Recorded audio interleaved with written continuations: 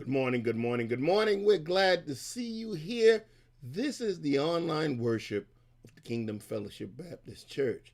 Good to have you with us. Let's see. First of all, want to remind you that yes, you can meet us in worship. Yes, we are worshiping Sunday morning at 10 a.m. And so when the clock strikes 10, we will be in the sanctuary of the Kingdom Fellowship Baptist Church, 3735 North Tresvant Street in the great hamlet of Fraser in the great city of Memphis. Meet us there. Now, I want to say a couple things to you. I know that the CDC this week has said that if you're fully vaccinated, you don't have to wear a mask. But, some folk will take your word for it and some folk won't. We won't. So when you come to worship with us, please bring your mask. Please be ready to wear your mask because we want to do that for the protection of those who come into our worship. Now, yes, we do follow protocols, and so we ask that you would wear your mask. Now, let me just say it this way. I'm fully vaccinated. And I'm fully vaccinated. It's been more than 2 weeks since I had my last vaccination, my last dose. So I am fully vaccinated. But I am not going to let you come to worship and see me not take precautions. So if I'm not preaching, I will have my mask on. And so I want to encourage you to wear your mask. And then if you feel ill, do not come to worship. Now, I'm not trying to keep you not come to worship. I'm saying if you don't feel well, don't push yourself. It's okay. And you can watch us here. But we want to encourage you for that day when mask wearing will no longer be necessary and we will be in full fellowship. So we are working toward that day. So we have worship. So I want to encourage you to come by and check us out. For those of you who did not see or did not quite hear where our church is, you see it right there, Kingdom Fellowship Baptist Church, 3735 North Tresvant, right at the corner of Point Church and North Tresvant, diagonal to the Libertas School. So we're at the top of Tresvant. So for those of you who are familiar with Fraser, so come by and check us out. Let us now transition to prayer. And we have some praise reports. Sister Sandra Carter's doing well. We continue to lift up Sister Strong. We lift up Sister Bridget Harper. We lift her up in prayer. We lift up Sister Charlotte Patterson in prayer. And all of those who stand in the need of prayer. This is a time when there's been many bereavements, many challenges. Some of you are still recovering from some of your recent bereavements. But just know that we serve and we are connected to in relationship with the God of all comfort. God will not leave us nor forsake us. And yet God understands where we are. There is a saying, or a story, I should say, of a father who lost a boy in battle. Chaplain came by the house because the father was distraught, was his only son. And the father said to the chaplain, I don't want to hear any of that Jesus stuff. I don't want to hear any of that religious stuff that y'all spew. Talking about things are going to be all right. Talking about that the hurt will go away. You know, some things you even hear me say. He said, I don't want to hear all that because my boy is no more. And you don't understand the pain, and I don't even think God cares or understands the pain that I'm going through. And the chaplain said, you may be right about that, but I do believe God understands because the same kind of pain that you have in your boy's demise, he had when he watched his son die on the cross. So all I'm saying to you is God understands better than you think. And God has a prescription for your situation better than you realize. And the full prescription may not roll itself out quickly, but God's hand is sure. And God knows exactly what you need. With that said, let's go into prayer. Our Lord and our God, we thank you now for who you are. We thank you that you transcend circumstances. You transcend time, the time which we have on earth, the chronological time in which things move forward, the chronos time, the right time. You transcend all of that because you are timeless. You are not created, you always are. Or to use our limited language, you always were. There is never really a past tense with you because there's never a time in which you didn't exist. And yet, out of your omnipotence and mighty hand, you created time and put us in it. And so we give your name the praise. So there's no limits on what you can do. No limits on what you see. No limits on what you feel. And so we can trust you. Because in the dark hours, you've proven that we can trust you. We don't always understand your ways. We don't always understand why you allow certain pains in our life, certain sicknesses to enter our life. We don't understand how you do what you do. But when we trust you, we begin to see that even in the midst of our most challenging situations, you're right there. And so for that, we say thanks. You've heard the persons that we've lifted up in prayer, and yet there are others that we may have missed. Some by lack of knowledge and some by our human frailty of forgetfulness. But Lord, regardless of where we fall in that spectrum, we ask that you would have mercy and meet us at the point of your need, the point of our need, rather. Meet us in that place. Touch us in that place. Change us in that place. Deliver us in that place. Right there.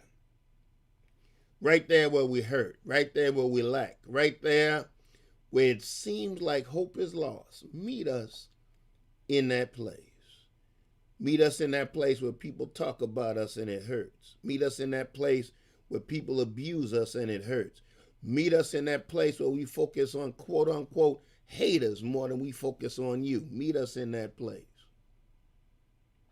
Start to transform our situations and our lives. Start to cause us to focus on the good that lies in you. Start us to focus on greater is he who is in us than he was in the world. Let us focus on all things work together for good. And we will give your name the honor, the glory, and the praise that it's due. In Christ Jesus' name. Amen. All right. Let's go to our scripture. For today, we are looking at Mark, the 5th chapter. We are looking at verses 9 through 20. You see it on the screen. Let me read it to you. This is from the New International Version of the Bible.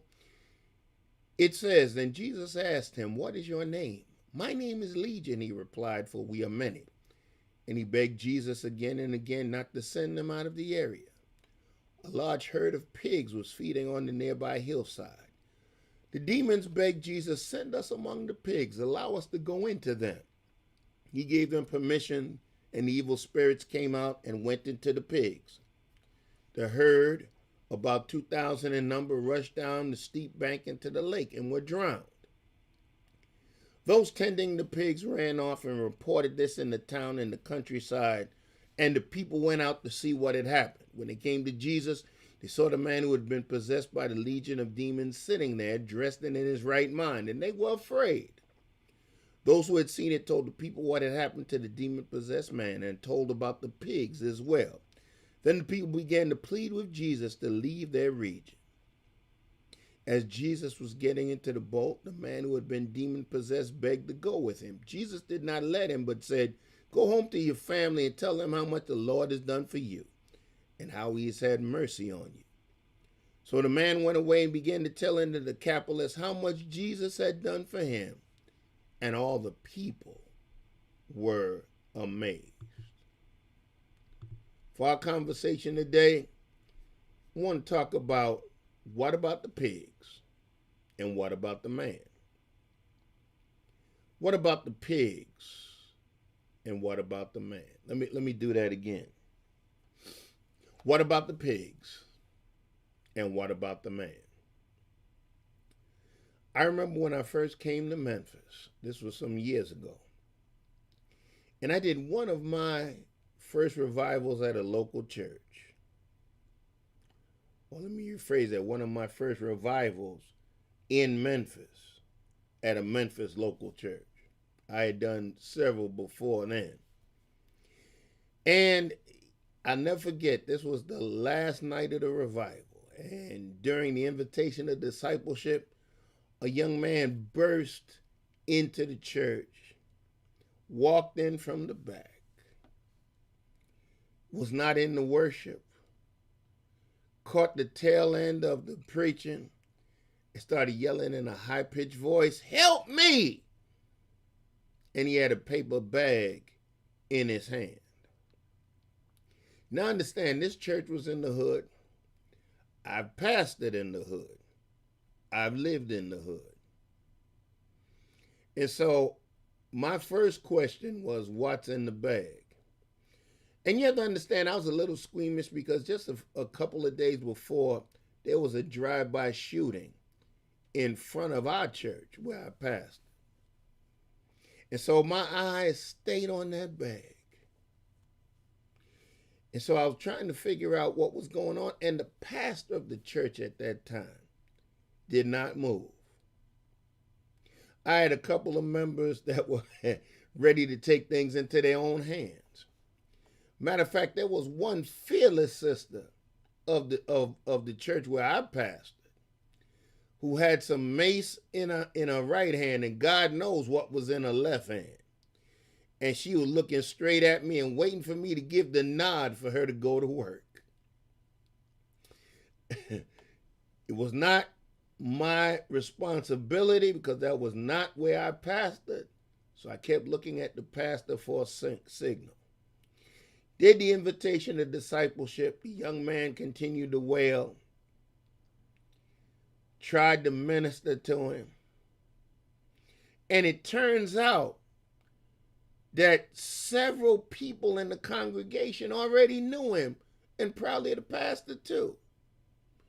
And so there were several people who said after the worship, "Why did you come in here with all that noise? Just sit down and enjoy the worship service." But now, this young man was distraught. And to be quite candid, we never fully addressed what caused him to be so distraught. Today, Memphis is on a record pace for murders. People are getting shot everywhere. Young baby got shot in the house helping her mother cook by a stray bullet. People are getting shot and absconded at gas stations. You name it. On our highways at all times of the day and night, you have police cars posted. And the interesting thing is, they seldom write tickets the way they used to, but they're patrolling for people who want to come on the highway and shoot others. We've had about 39 incidents thus far this year of persons getting shot or shot at on the expressway. And so, here's the thing. We have a lot of mayhem going on in our communities. Some have said we ought to march on them the way we march on police brutality. Others have already had marches about these things. There was a march yesterday concerning this. But let me parse this for you. We have a large crowd in our communities of the demon possessed. Now, maybe not in the classic sense, but as Minister Charlie Caswell, Reverend Charlie Caswell has said, we have ACEs going on, traumatic situations that have created this climate in the life of our young people and in the life of those who are doing these things in our community. It's not simply that people want to act foolish, but you got to ask the question, what is driving them and causing them to do these things?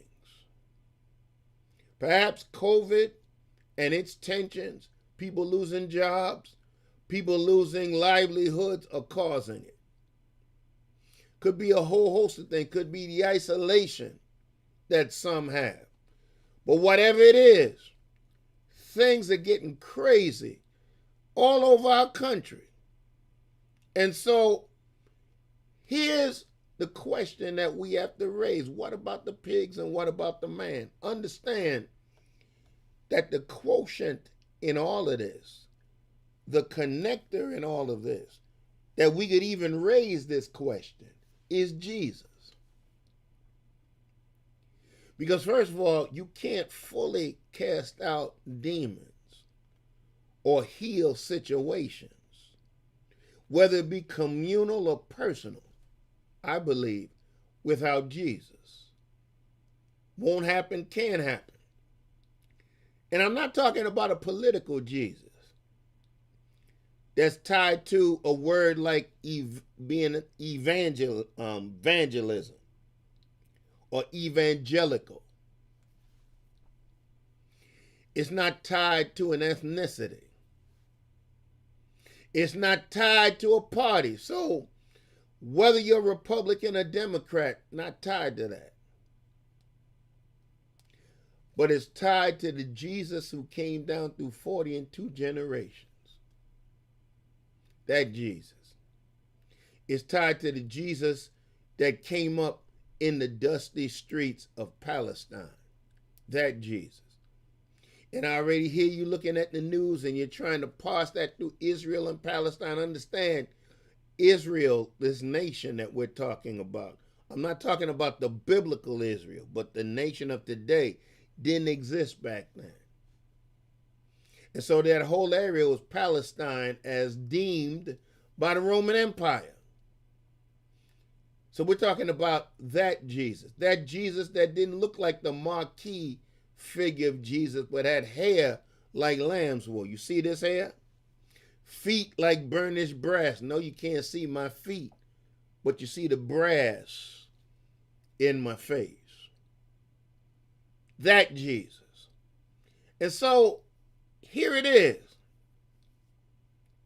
There was a man, and I would gather he was similar to what we see in our neighborhoods right now. There was a man that was demon possessed. And Jesus got out of a boat off of the Sea of Galilee and got out of a boat, and a man with an evil spirit approached him. And he had been wreaking havoc in the community. Every time people see him, they ran. If you're familiar with Omar and The Wire, in that series, The Wire, he was the Omar of his community. I remember a scene where Omar was walking down the street and people were yelling, "Omar's coming." They were fleeing, trying to get out of his way. One man jumped into a garbage container. People ran inside, closed doors, shut it up, because Omar was walking down the street. Well, here it is, this demon-possessed man put fear in men, women, and children to the point where they avoided him. They tried to chain him up, but he broke off the chains and the iron on his feet. Nobody could subdue him, and he was so crazy. He gashed himself with stone, cut himself. And when he saw Jesus, he cried out, "Jesus, what do you want with me? Swear that you won't torture me." Why? Because Jesus recognized the humanity in this young man and said, "Come out of him, you evil spirit." And the evil spirit didn't want to leave. Now, want to say a couple of things as we look at this scenario before we see its transition. First of all, Jesus saw the situation and knew he had to act and provide relief. What am I trying to tell you? As I said earlier, relief can't come. True relief can't come to what we're looking at without Jesus. True relief. So let's spell out what that may look like. First of all, action has to take place. You see a man, he's hurting himself. He's scaring the community. So you know there's a problem. So the problem must be addressed. So what does that mean? That means the community has to find a way to roll up its sleeves and to connect with those that are like Omar, that are like this man in the midst of our community and provide relief. And what does that also mean? You may be watching me and be Omar. Folk are scared of you. And you really want relief. You really don't want to be that guy. So I have some good news for you. Jesus can provide relief if you but trust Jesus and allow Jesus to come into your life. I'm not talking about a Band-Aid. I'm not talking about a religious prescription. I'm talking about a relationship. When you let Jesus in your life, he can change your life. I've used this illustration countless times before. You probably heard it on this broadcast, but it's a very true one. I remember a man named Tommy coming out of a church the church I came out of in New York. Tommy, he was worse than Omar because we had a ranking member of the local police force that was a member of our church. And when he saw Tommy come in the church, now let me describe this dude to you, this ranking member. I'm 6'4". He was about 6'6". I have big hands. One of his fists made two of mine. He had big feet. Big dude. Scared. He was gentle, but he was scared of no one. And when he get a certain look on his face, you knew not to cross him. But when Tommy came into church, this dude got quiet. That to show you type of person Tommy was. Tommy would scrape his knuckles on the sidewalk, and they were so scarred he wouldn't bleed. And he come into church hollering. The only one that would not be afraid of him was Pastor Weaver. He'd say, "Tommy, you need to settle down." No. Tommy, if you can't stop all that cussing and settle down, you're going to have to leave. Tommy, I'm not playing with you. Most times he'd turn around and leave. Fast forward, was there with my wife, preached early morning service, getting ready to go to Brooklyn to Concord. Now, I'll never forget, this guy with a blue suit, blue hat, blue shoes, blue tie, black shirt, walks up, big Bible under his arm. And I thought maybe my glasses were fogged up because I couldn't see right. It was Tommy. Clean shaven. Tommy walked up to the deacon next to me, whom I knew, said, "Deacon so-and-so," called him by name. "Has service started yet?" He said, "No, Tommy's going to start in a few minutes." "Thank you." Nodded to me, went inside. The only thing I could ask the deacon, I said, "When did this happen?" And he started explaining to me how he gave his life to Christ, turned around 180, and been coming consistently to church, joined church, been coming consistently ever since, and fully connected to Jesus Christ. That's just an example that Jesus can change you if you let him. And then here's the other thing. When we talk about what about the pigs, what about the man? Jesus cut to the heart of the problem. The possession that's in you must leave. You like to pet your possession like it's a pet rock, like it's a a pet. You gotta let it go, and it has to go somewhere. It cannot stay with you. It must leave.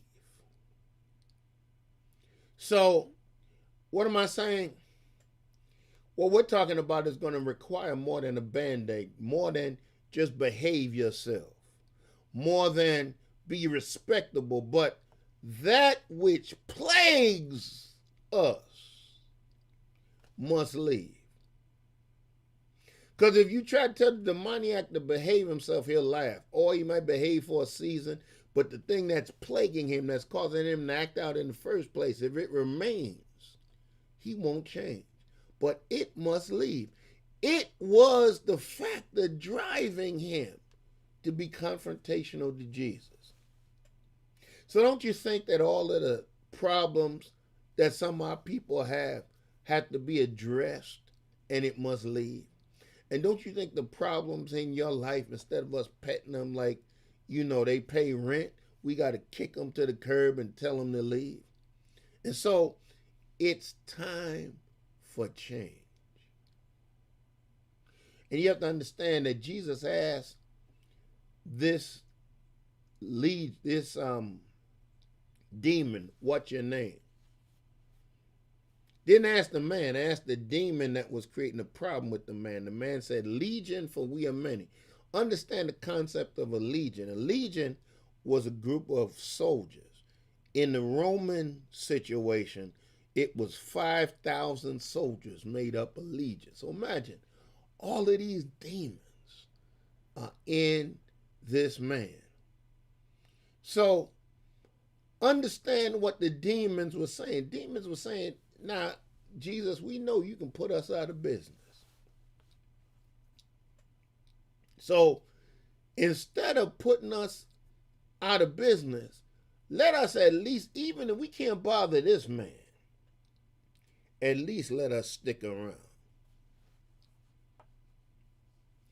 Now, Jesus knew, and this is the divine part and what they want to ask. And so when they asked to go into the pigs, he said, no problem. But Jesus foresaw that when they went into the pigs would drown themselves and in essence, take the demons down into the abyss. Because that's what the water symbolized. They didn't want to go be turned out and sent back to hell where they belonged. But they did go into the abyss, which was the water, which terminated them from bothering any more persons in that season, in that place. And so what does that mean?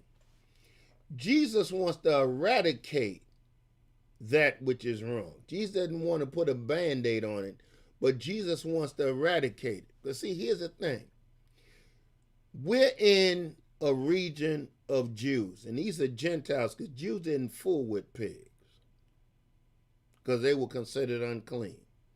But there were persons who had pigs and who made money from having the pigs.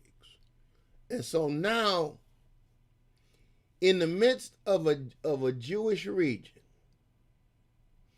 these demons get into the pigs, and now the pigs are cast into the sea. So now, check this out. Now the persons that had the pigs could no longer make money from the pigs. And then that created a problem, and eventually those in the community wanted Jesus gone because of what had happened to the pigs. Didn't care about the man. but they cared about the pigs. Somebody sees where I'm getting ready to go. What about the pigs? Why are you so concerned about the pigs? You see, that's part of the problem. We're more concerned about the pigs than about the man. We're more concerned about how we perpetuate stuff that creates pigs in our community. We're more concerned about perpetuating we tote the note lots. We're more concerned about perpetuating payday loan places. We're more concerned about perpetuating dollar stores, all kinds of things that prey on the community. We're more concerned about that than we are about the man. We want the man to be quiet, behave himself, stop shooting people, stop killing people, but we couldn't care less about the man to the point where the person that creates the solution to set the man free, what do we tell him? You need to leave. You make us nervous. You got to go. Think about that. You'd rather live the way you've been living, deal with what you've been having, and tell Jesus to leave, than deal with the problem. What about the pigs? What about them? Let those who had the pigs figure out how they're going to make a living now when they don't have pigs in the midst of a place where people try to leave pigs alone. Check this out. In the first place, those pigs showed up because there was an inherent weakness either by the government, through the Roman Empire, or through the Jews that allowed those pigs to get into that place in the first place. And the demons, recognizing the discrepancy, wanted to live in the pigs so that they can jump off and still create havoc in the midst of the community. They just didn't know that Jesus knew that their presence would drive the pigs crazy, and rather than stay in that state, the pigs were going to kill themselves and rid themselves of the demons, and eventually rid the community of the demons.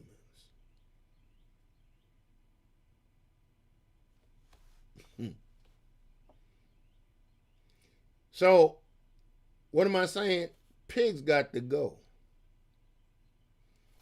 So if you overly worry about the pigs and their demise, something wrong. They were merely a vehicle to get rid of the demons. And those demons got to go. But then now, next part is, what about the man? Good question. Now the man was delivered. But what's interesting is the people weren't so much concerned about the man. They were astonished by the man that he was clothed and in his right mind. But they were so nervous about about Jesus that initially they didn't care about the man. And the man, sensing the climate of the region and grateful to Jesus as to what Jesus had done for him, he begged Jesus, let me go with you. Don't let me stay here. These folk were mean. These folk didn't know what to do with me. They didn't know how to help me. And you helped me. Please let me go. Jesus said, no. You need to go now to your family. Now that you've been cleaned up. Now you've been restored.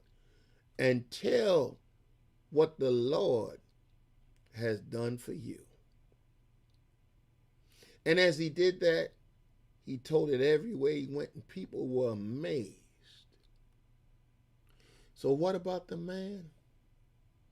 Check it out. You are the man. The Lord has done something for you. The Lord has blessed you. The Lord has kept you. The Lord has caused his face to shine upon you. And you need to tell it. There is a story of a missionary physician in China cured a man of cataracts. And at the time, this was a great feat in that area. So a few weeks later, this same man that had been cured led 48 blind men to the doctor. And they all came to the doctor by holding the rope that was attached to a man that had been cured. And so the 48 followed one man to the doctor so that they may also receive that same healing. What am I saying? Since you're the man, and I'm going to try not to elevate my voice. I want you to hear this and get this. Since you're the man, since you've been set free, since you've been released from the shackles of the things that weigh you down, since you're that man, you need to tell it. You need to let people know what the Lord has done for you. You need to share it so that individuals may be amazed and set free. You act like your testimony is light stuff. No, it's not. The Lord saved you from yourself. You may have been doing things that you shouldn't have been doing. You may have going places that you shouldn't have been going. The Lord delivered you. Or maybe it's as simple as the Lord keeps you every day. But whatever your testimony is, you ought to share it. And people will be surprised and amazed at what the Lord has done for you. And when you share how you've been set free, lives will change. People reorient how they deal with their circumstances. And people will move forward because of what the Lord has done for you. So I want to encourage you to now share your witness. Share your testimony. Let others know about what the Lord has done for you. I'm getting ready to get out your way through this medium. I want you to feel free. If you're watching this on Facebook, you can inbox me. Or you can email me at this email address if you want further communication. Feel free to do so. So we can have conversation about what the Lord can do and what the Lord has done for you. Also want to encourage you, if you feel so led, you can give to this ministry through Giveify. Look up Kingdom Fellowship Baptist Church in Memphis, and you can share your gifts that way. We've had some to do so, and I want to say thank you so very much. We've had our faithful members to do so. I want to also say thank you very much. If you don't want to do it that way, you can do it the old-fashioned way. Send us a check. Send it to P.O. Box 4351 to the Cordova Post Office, which is 8255 Macon Road, Cordova, Tennessee 38018. You can send it there, and we will be most appreciative for your gift. Well, it's time for me to go. If you have kept up with us to the end of this broadcast, we've already started worship at Kingdom Fellowship, and as I've shared with you already, here is the address if you want to show up. 3735 North Tresvant, Memphis, Tennessee 38127. Come by and check us out. I bid you adieu at this point. I pray God's best for you. I pray God's peace for you. I pray God's strength for you. And that is my prayer for you. Until next week, God bless and take care.